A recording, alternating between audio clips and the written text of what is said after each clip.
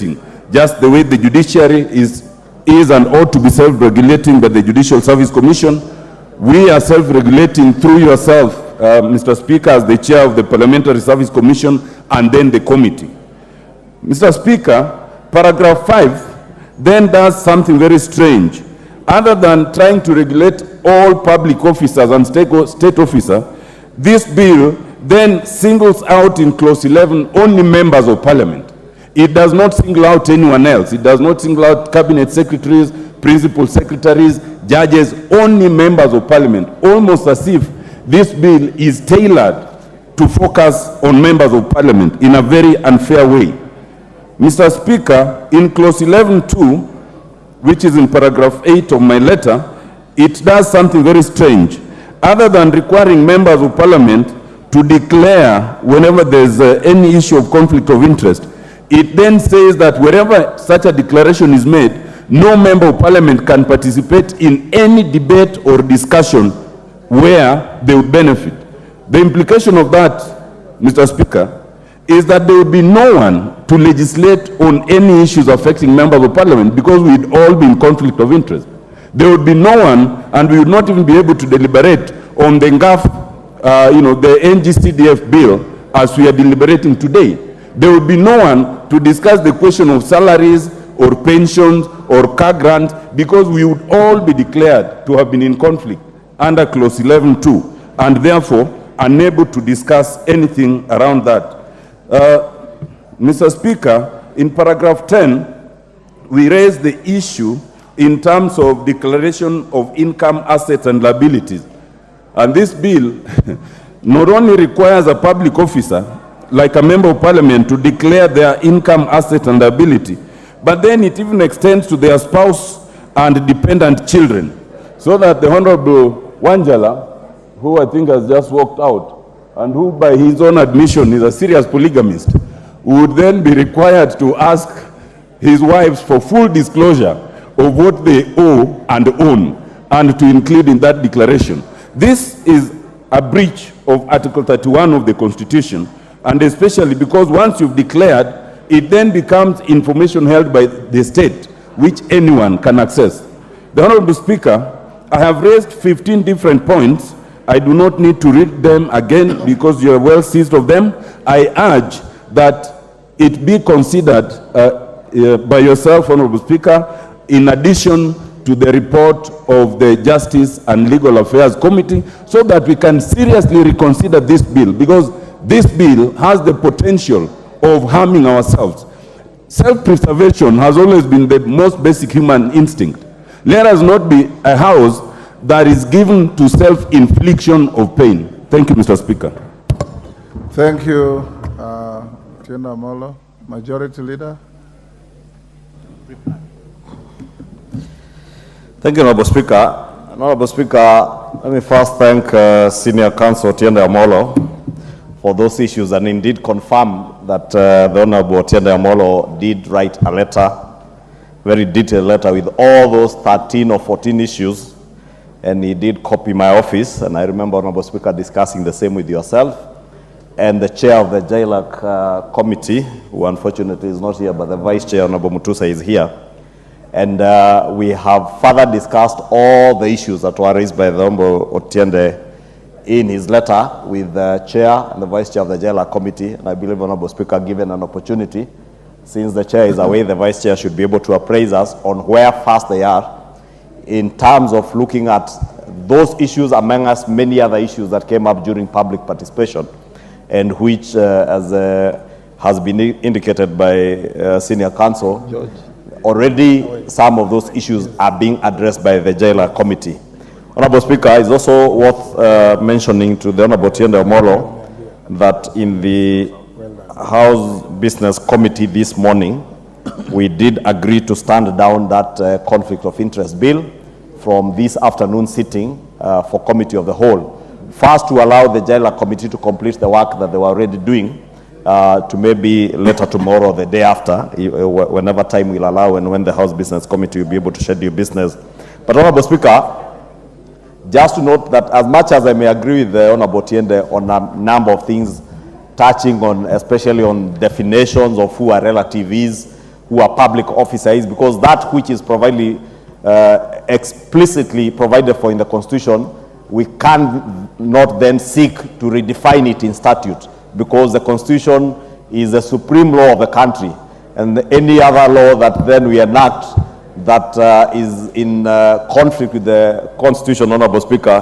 When I was studying commercial law in my CPA, we were told that it becomes ultra vires, and therefore any such definition that goes against what is provided for in the Constitution then will be ultra vires the Constitution and become null and void.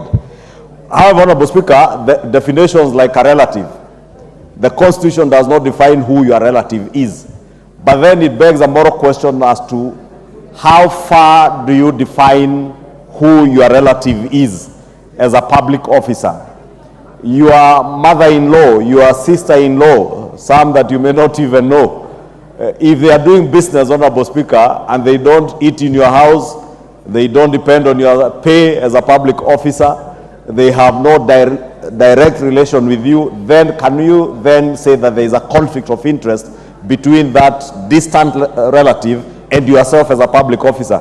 Therefore, those are issues, Honorable Speaker, that are already before the Justice and Legal Affairs Committee, of which I believe the Honorable Otiende Amollo is a member.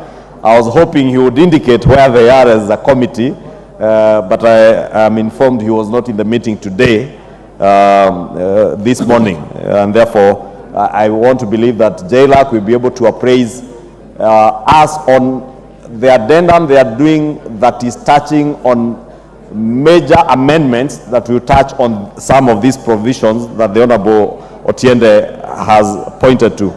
But more importantly, Honorable Speaker, what is this bill seeking to do? Honorable Speaker, if you read our Constitution, Chapter 6 on leadership and integrity, this bill is breathing life to the chapter on leadership and integrity, and more so on matters touching on integrity. And therefore, I would tend to disagree with the senior counsel on issues that touch on integrity, that they would not sit well in this bill, because they do sit well when we talk about issues to do with corruption and conflicts of interest. Honorable Speaker, Article 75 of the Constitution, 75(1)(a). Honorable Speaker, if I care to read that a state officer shall, and it makes it mandatory, shall behave, whether in public and official life, in private life, or in association with other persons, in a manner that avoids a conflict of interest, any conflict between personal interests and public or official duties. Therefore, Honorable Speaker, the long objective of this bill is to actualize that particular provision of Article 75(1)(a), that you'll be avoiding conflict of interest between personal interest and public interest or official duties. B, compromising any public or official interest in favor of a personal interest or demeaning the holder of that office, Honorable Speaker.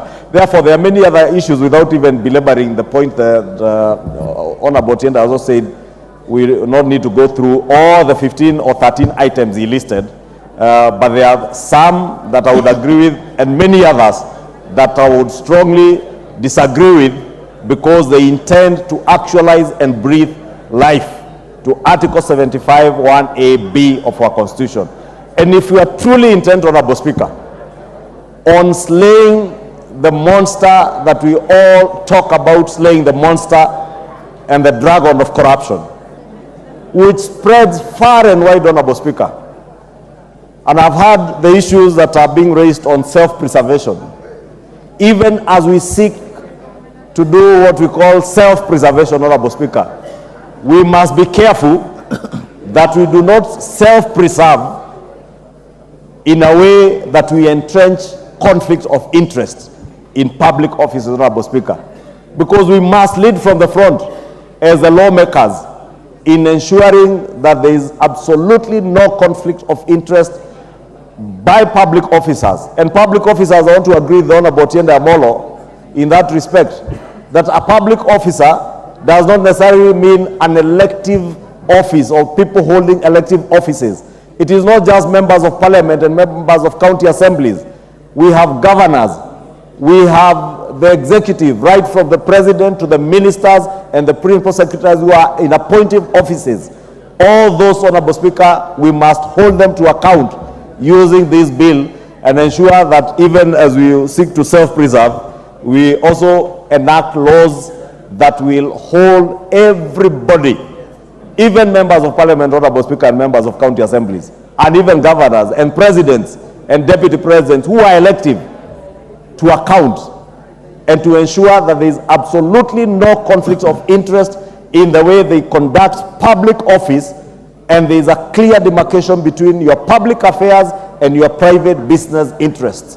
Because, Honorable Speaker, if we are left in a situation where there is a blurred distinction between what is private and what is public, Honorable Speaker, the era that we have been speaking of state capture will never come to an end. This is the opportunity we have as a house, and the country and history will judge us based on what we do with this bill.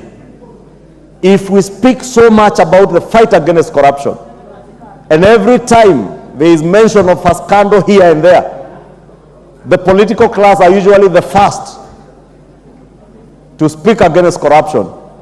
Let us not just speak about against corruption and speak about corruption. Let us act.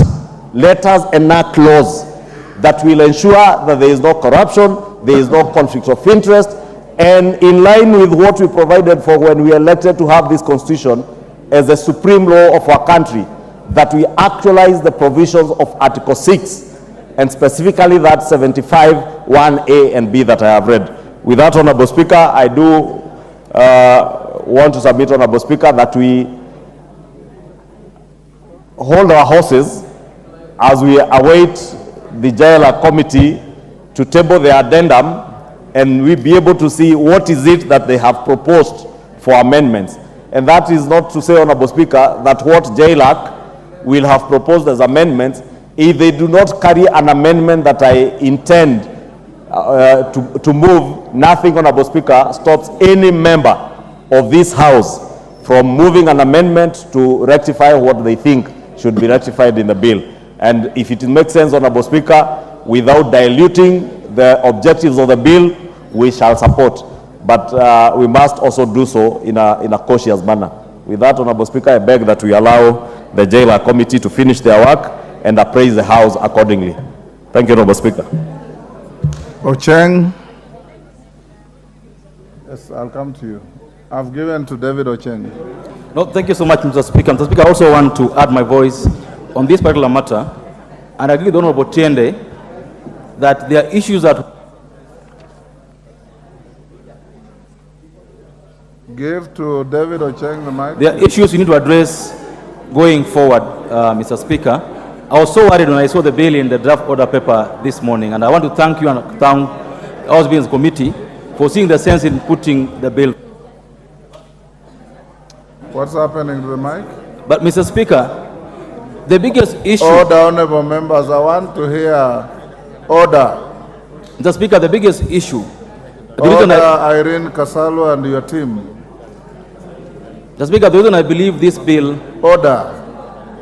I'm being called upon to make a ruling on a bill before you. Give me an opportunity to hear. Mr. Speaker, the reason I believe this bill is very urgent is that sometimes we think about things in a very pedantic way, Mr. Speaker. Mr. Speaker, this country today is in this place it's in because we have allowed every government official to do business at every corner. And like I said last week, Mr. Speaker, the reason we're even having issues of liquidity is that we are allowing everybody, including members of parliament, to do business, but because